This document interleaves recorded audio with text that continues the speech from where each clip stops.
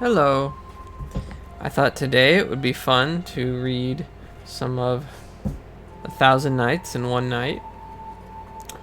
This is a 1923 edition of the Mardrus-Mathers translation, which Mathers did a literal translation of Mardrus's translation, which Mardrus is French, and so that translation would be in French.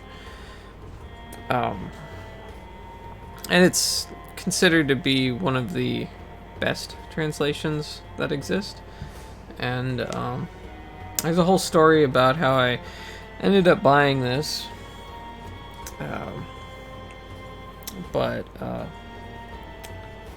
Yeah, turned out the cheapest way to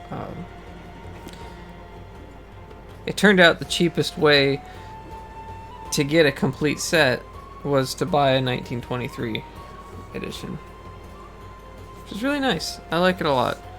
I've been reading through it, and so that's why we're starting with the second volume. I may go back and read the first volume afterwards, but there is a lot to read, and none of the stories are really all that connected, so starting at one place or the other, it's not a big deal. Anyway, so each volume, be careful with this, but each volume has a nice bit of artwork at the beginning.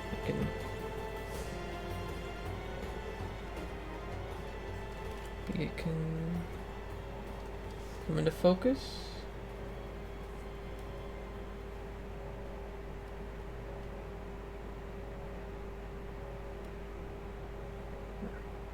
Oh. There we go.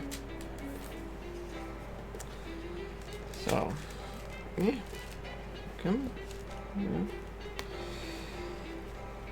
The Book of the Thousand Nights and One Night, rendered from the literal and complete version of Dr. J.C. Mardrus and collated with, by other sources, by E. Powys Mathers.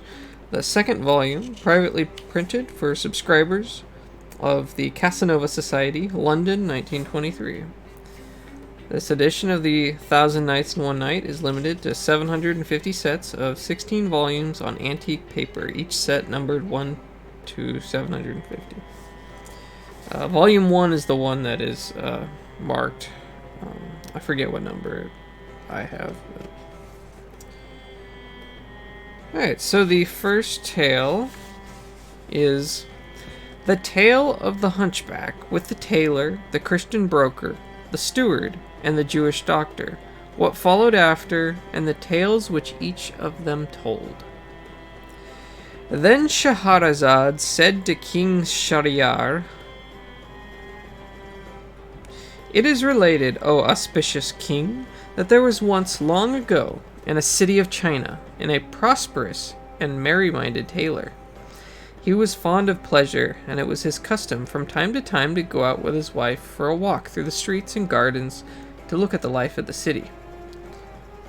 One day, when they were returning home in the evening after a long pleasure jaunt, they met a hunchback of such droll appearance that neither grief nor melancholy could live for a moment in his presence, and the saddest man would have laughed aloud on seeing him.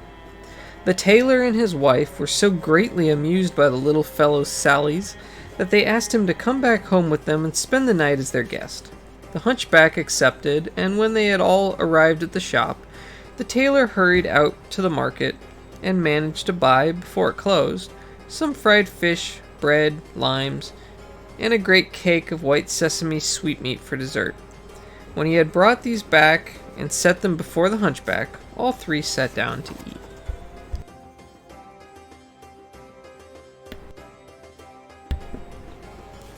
During the gay meal, the tailor's wife molded a great lump of fish in her hands, and, popping it in the hunchback's mouth for a joke, placed her hand over his lips so that he could not spit out the morsel.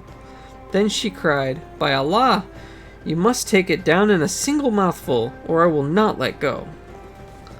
With a mighty effort, the hunchback swallowed the piece of fish, but as ill luck would have it, there was a large bone concealed inside which stuck in his throat, so that he died upon the spot. At this point, Shahrazad saw the approach of morning and discreetly fell silent, not wishing to take further advantage of the king's permission. Then Dinayazad said to her, "Your words are sweet, pure, and pleasant to the taste. What would you say, then?" Shahrazad answered, "To the thing which I will tell you tomorrow night, if I am still alive and the gracious king wishes to preserve me."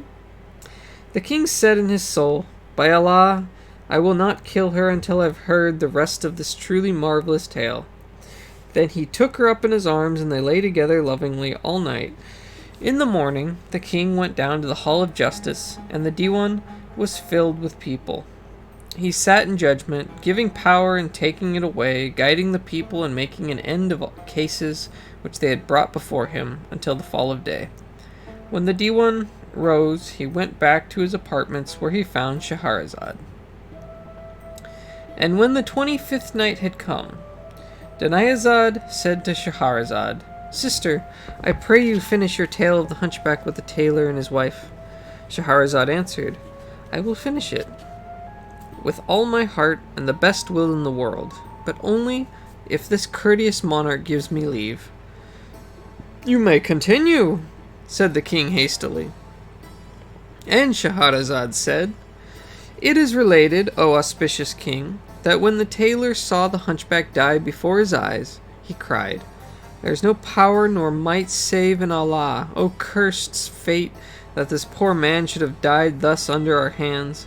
What is the use of lamenting like that?' asked his wife. 'Do you not know these lines? The last place where a helper shall be found is in that quarter whence the danger came. You would not treat a scalded hand with flame, or give a cup of water to the drowned." "What must I do then?" said the tailor. "Rise up," she said, "and help me carry out the body. We will cover it with a silk shawl and take it away this very night. I shall walk in front, and you must follow me, saying in a loud voice, 'This is my child. That is his mother. We are looking for a doctor. Where is the doctor?'" As soon as he heard his wife's plan, the tailor wrapped up the hunchback's body and carried it out of the house. His wife walked in front of him, calling, my child, who will save him? Tell me, little one, where is it hurting now? Ah, this cursed smallpox! Where are the pustules, little one?" Everyone who passed them heard her, and saying, "This man and women are carrying their child to the doctor. He has been stricken down by the smallpox," gave them as a wide berth as possible. The tailor and his wife walked on in this way, asking on all sides for a doctor, until they were directed to the door of a certain Jewish physician. They knocked, and when a negress came down and opened the door, the wife said to her, "We want the doctor to examine our poor child. Take this quarter dinar and give it to your master in advance. Beg him to come down quickly, for the child is very ill." When the slave had gone up to inform her master, the tailor's wife darted into the house and, beckoning her husband to follow her, said, "Leave the body here and let us flee for our lives." The tailor set up the hunchback's corpse on one of the stairs, propping it against the wall, and then the two ran away as fast as their legs could carry them. As soon as the slave told the doctor who was below, and gave him the quarter dinar, he rejoiced and began to run down the stairs, forgetting in his haste the lamp with which he was accustomed to light himself. He ran down so quickly that his foot struck against the body, and he toppled it over. Terrified at seeing a man tumbling down the stairs, the Jew ran to him. Finding him dead and thinking that he himself had just killed him, he called out, "Lord, Lord, O jealous God, by the 10 sacred words, how can I get rid of this body?" At last, still calling on the names of Aaron, Joshua the son of Nun, and the rest, he carried the body into the courtyard of his house and showed it to his wife. When she saw the corpse, the terrified woman exclaimed, "It cannot stay here. We must get rid of it. If it's still in the house at sunrise, we are lost." "I know. We will take it out on our terrace, and from there throw it into the house of our neighbor, the Mussulman. You know he is steward of the Sultan's kitchen, and that his house is infested by cats, rats, and dogs who come down by the way of the terrace to eat the butter and the fat and the oil and the corn. They will devour the body, and no one will be any the wiser." In accordance with this plan, the Jew and his wife took up the body of the hunchback and gently lowered it from the terrace down through the windshaft of the steward's house until it rested against the wall of his kitchen. Then they went back quietly the way they had come. Now it so happened that the next minute the steward, who had been away from home, returned and saw by the light of a candle, which he lit as soon as he opened the door, the figure of a man leaning up against the wall of his kitchen. "By Allah!" he cried, "so my robber is a man after all and not an animal. To think that he should have taken all the meat and fat which I have been so careful to lock away from marauding cats and dogs. What was the good of my plan for killing all the cats and dogs in the neighborhood when all of the time it was this fellow, slipping down from the terrace and taking everything he could lay his hands on?" So saying, the steward took up a mighty club and, knocking the man over with one blow, began to belabor him about the breast. But the figure did not move, and bending over it the steward discovered that the man was dead. In his terror and grief he called out, "There is no power or might save in Allah. Curses on the butter and the fat, on the meat and on this thrice unlucky night.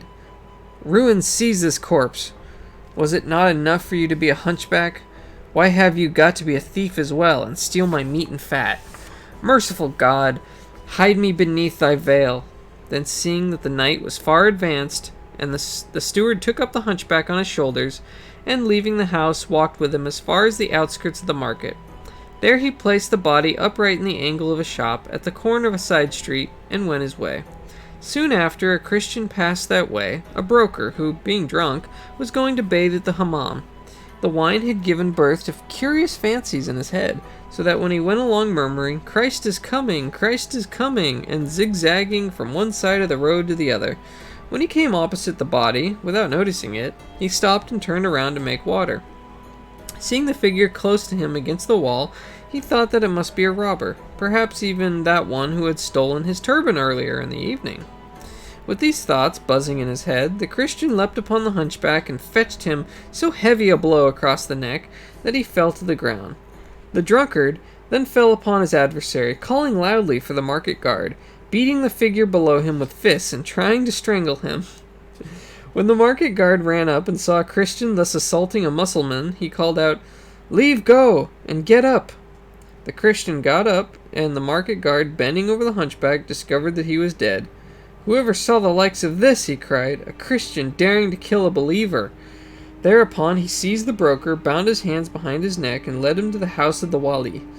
All the way the prisoner lamented, saying, "O Jesus, O Our Lady, however did I come to kill this man? How came he to die so easily? Drunkenness is over and done, cometh reflection." When they came to the wali's house, the Christian and the hunchback were locked up until the wali should wake in the morning. After sunrise, the Christian was examined concerning the crime and could not deny the testimony of the market guard.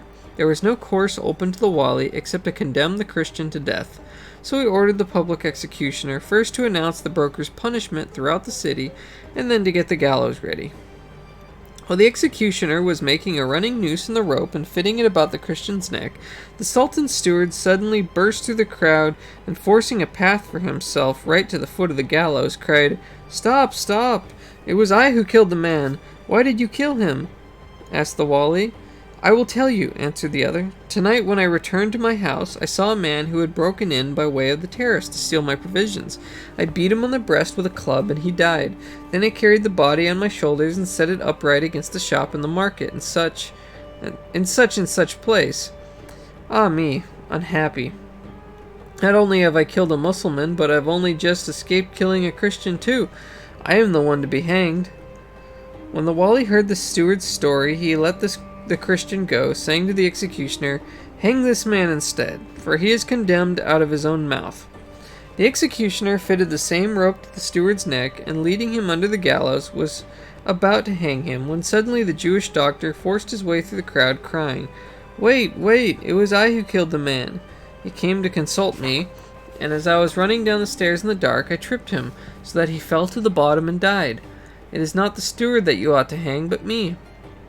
The wali gave orders for the death of the Jewish doctor, and the executioner, having taken the rope from about the steward's neck, put it around the throat of the doctor, and was on the point of hanging him when the tailor broke through the crowd and about the gallows, crying, "Stop, stop! It was I who killed the man. Yesterday I took a holiday, and when I was returning to my house in the evening, I met the hunchback, who was drunk and very gay, playing a tambourine and singing with all his heart most merry songs. I asked him to come home with me, and when I had bought some fish and other things, we sat down to eat.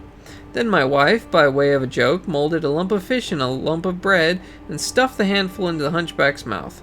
The fish choked the poor little fellow, who died on the spot. My wife and I took the body and carried it to the house of this Jewish doctor.